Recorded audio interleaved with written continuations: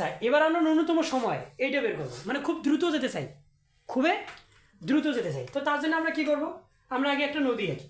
দেখো ম্যাথ করতে তো বিষয় না, খেলাটা হচ্ছে তুমি কনসেপ্ট ক্লিয়ার বুঝতেছো কিনা। দেখো তো এটা দেখা যাচ্ছে এই বরাবর যাচ্ছে কি? তাহলে একটা জিনিস দেখো, এইটা ধরো এ বিন্দু আর এইটা ধরো বি বিন্দু।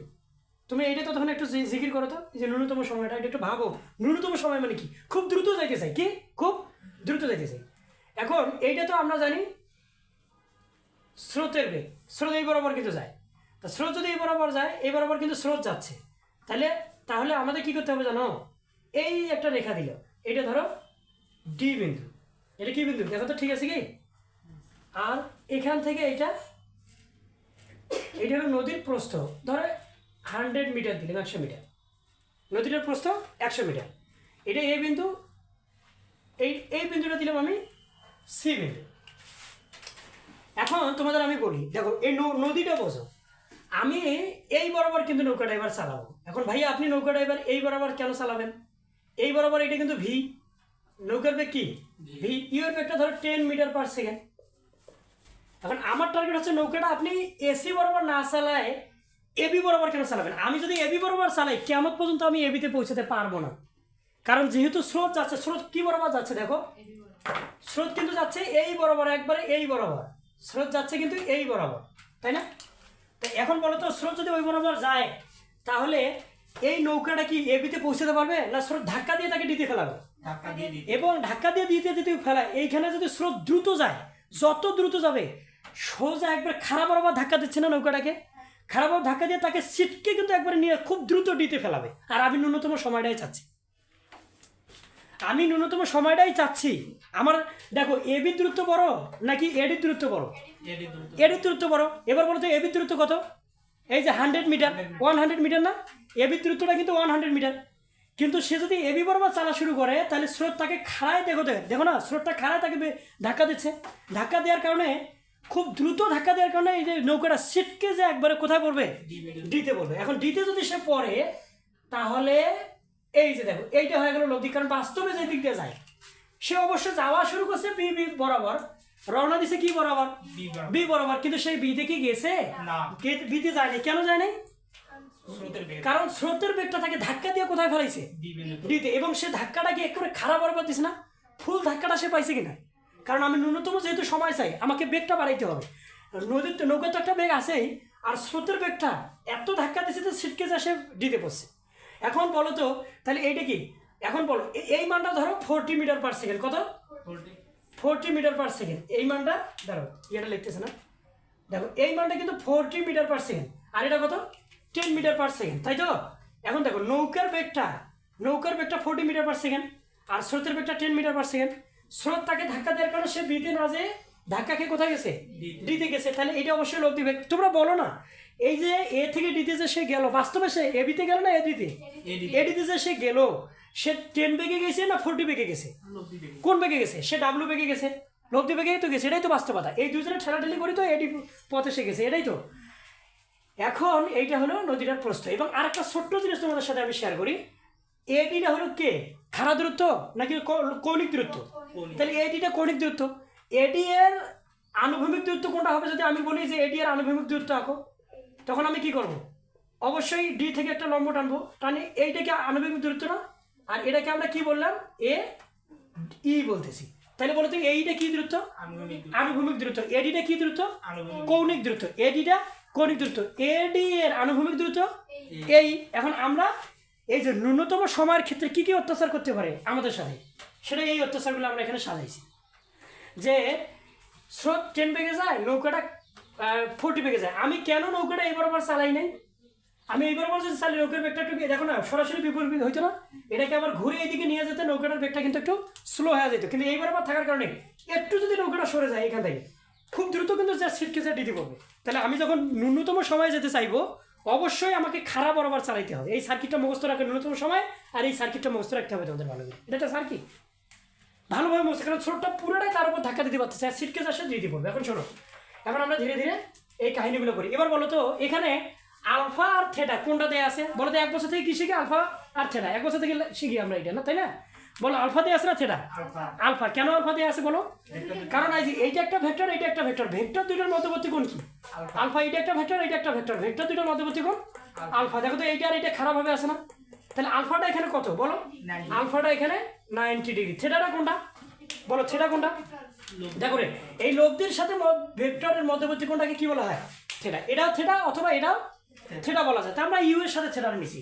লব্ধি আর ভেক্টরের মধ্যবর্তী কোণ থিটা, লব্ধি আর ভেক্টরের মধ্যবর্তী কোণ থিটা। তো এখন আমরা ম্যাথটা সলভ করি, দেখি ধীরে ধীরে সলভ করি। তাহলে এটা স্রোতের বেগ, ন্যূনতম সময় যাওয়ার কারণে আমি এবি বরাবর রওনা দিছি, আর স্রোত আমাকে ধাক্কা দিয়ে সিটকে নিয়ে যেয়ে খুব দ্রুত নিয়ে গেছে কোথায়? ডিতে। আমি তো দ্রুতটাই চাই। তাহলে এখানে আমরা যদি এর মানটা বের করি, এটা তো লব্ধি বেগ না? তাহলে বলো তো লব্ধি বেগ মানে কি? আর মানে লব্ধি আর, আর ইকুয়াল কি লেখা যায়? P square q square 2p q cos alpha. তাহলে আমরা কি লিখতে পারি বলো তো? এখানে ইউ আর ভি, এই যে পি স্কয়ার, এই যে কিউ স্কয়ার, এই যে 2p কিউ, কি লেখা যায়? cos alpha. বলো তো আলফার মানটা কত? 90। তার মানে এইটা পুরোটা 0 হবে না? cos 90 ডিগ্রি মানে 0, এটা পুরোটা 0। তাহলে বলো ইউ দেয়া আছে কিনা বলো? 10। ভি দেয়া আছে কত? 40। এই দেখো আমরা ওমেগার মানটা পেয়ে গেলাম। বুঝছো? আচ্ছা থ্যাঙ্কস। এবার আসো আমরা বি নাম্বার ম্যাথটা করি, দেখি বিতে কি বলছে। থিটা, এটা কি থিটা কিনা বলো? থিটা দেয়া আছে কার মান? ওরা কি আমাদের কোনোদিন বলছে আলফা 90? আমরা বুঝে নিছি কিছু কথা, বুঝে নিতে হয় যে ভেক্টর দুইটার মধ্যবর্তী কোণ আলফা। আবার এদের মধ্যবর্তী কোণ যে 90, কেন আমি 90 করলাম? কারণ আমার কাছে ন্যূনতম সময় চাইছে। আর ন্যূনতম সময় মানে কি? আমাকে অবশ্যই খারাপ বরাবর যাইতে হবে, যাতে স্রোতটা ফুলফিল আমাকে পূর্ণাঙ্গভাবে ধাক্কা দিতে পারে, যাতে সিটকে ওইদিকে যেতে পারি। এখন তাহলে এই দুটোর মধ্যবর্তী কোণ আলফা। তাহলে এবার কি আলফা পাইছি বা দেওয়া আছে, আর কি চাইছে? থিটা। কোন সূত্র আছে ফিজিক্সে নদী নৌকার ক্ষেত্রে যে আলফা আর থিটা দেয়া আছে একসাথে? তাহলে আমরা জানি tan থিটা ইকুয়াল কি লেখা যায় বলো তো? থিটা কার সাথে নিছো? ইউ এর সাথে। ইউ এখানে থাকবে আর ভি cos আলফা। ইউ আর ভি ভেক্টর, ইউ আর ভি ভেক্টর, ইউ আর ভি ভেক্টর। তাহলে ভি কি আলফা লেখা যায়? সাইন আলফা লেখা যায়। বলো এখানে বলো তো আলফার মান দেয়া আছে কিনা? ইউ আর ভি দেয়া আছে না? এই মানটা কত রে? 10। এই মানটা কত? 40। আর আলফার মানটা কত? 90। 90 কি ওরা বলছে না? কিছু কথা বুঝে নিতে হয়, কিছু কথা বুঝে নিতে হয়, সব কথা বলে না উদ্দীপক। এটা রোমান্টিক গান। আচ্ছা এটা কি বুঝতে পারতেছো? তাহলে আমরা বি নম্বর ম্যাথটা সলভ করলাম। এবার আসো সি নম্বর ম্যাথটা একটু সলভ করি, দেখি সি নম্বর ম্যাথে কি ওয়াজ করে। এ থেকে ডিতে যেতে সময় চাচ্ছে আমার কাছে। আচ্ছা বলো তো নদী নৌকার ক্ষেত্রে সময়ের সূত্র কি? একটাই কথা, নদীর প্রস্থভাগ। এটা তো আমরা কনসেপ্টে আলোচনা করলাম। একটা কথা কি, নদীর প্রস্থভাগ কি রে? নৌকার বেগ তার সাথে সাইন কি? আলফা। আলফা কাদের মধ্যবর্তী কোণ? একটা দুইটা মধ্যবর্তী কোণ। তাহলে এটা তো তোমাদের মুখস্থ থাকতে হবে। এবার আসো এবার ডি নম্বরে আসি। দেখো তো ডি নম্বরে কি বলছে আমাদের? ডি নম্বর বলছে এডি এর দূরত্ব চাচ্ছে। কার দূরত্ব? আচ্ছা এডি দূরত্ব। এডি মানে কি রে? এস। এস মানে কি? এস এস এর কি শিখছি? ভিটি। আর ভি মানে এখানে কোন বেগ? এডি এর দূরত্ব চাচ্ছে। বেগটা কি ইউ নিবা, ভি নিবা না ডাব্লিউ নিবা? কারণ এডি তে সে তো ডাব্লিউ পথে গেছে, ডাব্লিউ বেগে তো গেছে। এডি তে সে ডাব্লিউ বেগে গেছে, সে তো ইউ বেগে যায় নাই, ভি বেগে জানে, সে গেছে ডাব্লিউ বেগে। তাহলে এখানে ভি চাই আমরা কি লিখবো বলো? ডাব্লিউ টি। এটা আমি লিখতে পারি। এখন ডাব্লিউর মানটা কোথায় আছে দেখো তো? ডাব্লিউর মানটা এখানে আছে কিনা? এই নম্বরে ডাব্লিউ বের করছি। এবার টির মানটা কোথায় দেখো তো? এখানে টি আছে কিনা? তাহলে টির মানটা আছে। তাহলে এখান থেকে আমরা টি বসাবো আর এখান থেকে আমরা ডাব্লিউ বসাবো। তাহলে এডি দূরত্বটা পেয়ে যাবো। দেখো ইজি জিনিসগুলো, কনসেপ্টে সময় দিবা, সূত্রে প্রতিপাদন লাগে না। কে বলছে লাগে না? সূত্রে যত বেশি প্রতিপাদন করে ভালোভাবে করবা, তত প্র্যাকটিস ছাড়াই ম্যাথগুলো ধরতে পারবে এবং তোমার কাছে এগুলো খেলনা জিনিস হবে। হ্যাঁ কতগুলো সূত্র আছে, 2-3 পেজ, যদি করতে পারো ভালো, বুঝছো? কিন্তু একেবারে ঢালাওভাবে একটা ট্রেন্ড চালু হয়েছে যে ফিজিক্সে ম্যাথ করতে হয় সূত্র প্রতিপাদন বাদ দিয়ে। এটা বোকামি।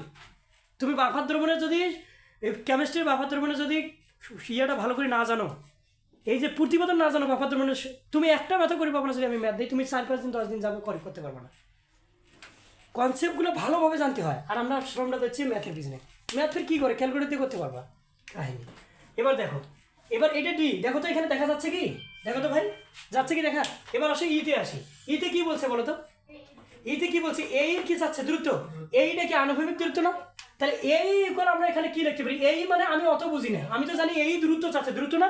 আর দূরত্ব মানে কি? এস। আর এস এস এর স্যার আমাদের শিখেছে এই যুগের ফের বিটি লাগা যায়। এটা তো তরণ না, এগুলো কিন্তু সমবেগী ধরে করা হয়। তাহলে এই যুগের কি লেখা যায়? বিটি। এখন বলো তো সে এই পথে মানে এই পথে কোন বেগে গেছে? তাহলে সেই বেগটা নেব। ওই পথে সে স্রোতের বেগটা এই পথে না? তাহলে স্রোতের বেগটা আমি নেব প্লাস আমি আর কোন বেগটা নেব? স্রোতের বেগটার পরে আর কোন বেগ নেব? এখন দেখো এই পথে আর কোন বেগ আছে? এইদিকে নৌকা না রে? নৌকার একটা উল্লম্ব বেগ আছে আর একটা কি আনুভূমিক বেগ আছে। তাহলে এই মধ্যবর্তী কোণটা কত? এই যে আনুভূমিকের সাথে মধ্যবর্তী কোণটা কত? 90 না? মানে আলফা না রে? তাহলে আমরা কি লিখতে পারি? ভি বলো সাইন আলফা, বলো তো এটা কোন দিকের বেগ? ভি সাইন আলফাটা কোন দিকের বেগ? ভি সাইন আলফাটা কি এই দিকের বেগ না? আলফা এদের সাথে না ইউ এর সাথে? আলফাটা কি ইউ এর সাথে? ইউ কোন দিকে? এই দিকে। তাহলে এই বরাবর বেগ কোন বেগটা কাজ করতেছে? একটা হলো ইউ বেগ কাজ করে, আর একটা হলো ভি এর দুইটা বেগ আছে, একটা উল্লম্ব বেগ, তার একটা উপাংশ কোন দিকে? আনুভূমিক দিকে। তাহলে আমি যেহেতু এই চাই, তাহলে এই বরাবর যত বেগ আছে সবগুলো বেগে আমাকে এখানে নিতে হবে। তাহলে এই বরাবর কোন বেগ কাজ করে? ইউ কাজ করে। এই বরাবর কোন বেগ কাজ করে? এই ভি এর একটা উপাংশ কাজ করে, সেটা কি? V sine alpha. তাহলে v cos alpha, sorry cos alpha হবে, কারণ এটা তো এর সাথে মধ্যবর্তী কোণ, তাই না? তাহলে ভি কি? Cos alpha. তাহলে এইখানে দেখো, এটা কি বুঝছো তোমরা? বলো তো আলফার মানটা কত ডিগ্রি? তাহলে কজ 90 ডিগ্রি মান কত?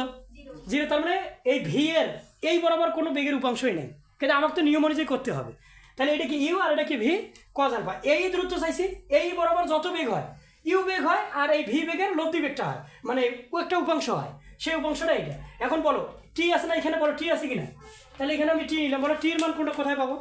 ইউ এর মান তো আমার দেয়া আছে, দেখো এইখানে ইউ এর মানটা দেয়া আছে কত? 10, ভি এর মানটা কত? 40, আলফার মানটা কত? 90, আর টি এর মানটা কোথায় পাবো? এই যে দেখো এখানে পাবো, এখান থেকে আমরা বসাবো, তাহলে এই দূরত্বটা আমরা পেয়ে গেলাম। আশা করি বুঝতে পারতেছো তোমরা, তাই না? তাহলে আমরা কার দূরত্ব পাইছি বলো তো? এডির দূরত্ব পাইছি, এর দূরত্ব পাইছি, আর কোনটা ম্যাথ আছে? ম্যাথ তো শেষ নাকি?